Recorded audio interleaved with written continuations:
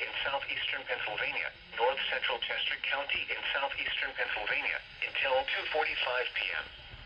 At 2:06 p.m., a severe thunderstorm was located near New Morgan, or 8 miles south of Reading, moving east at 25 miles per hour. Hazard, 60 miles per hour with gusts and quarter-size hail. Source, radar indicated. Impact, minor damage to vehicles is possible. Wind damage to roofs, siding, trees, and power lines is possible.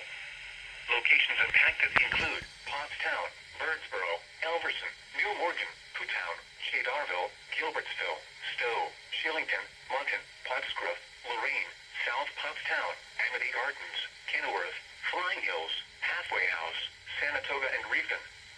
This includes the following highways: Pennsylvania Turnpike between mile markers 296 and 302. Interstate 176 in Pennsylvania between mile markers 1 and 10. For your protection, move to an interior room on the lowest floor of a building. In addition to large hail and damaging winds, frequent cloud-to-ground lightning is occurring with this storm. Move indoors immediately. Remember, if you can hear thunder, you are close enough to be struck by lightning.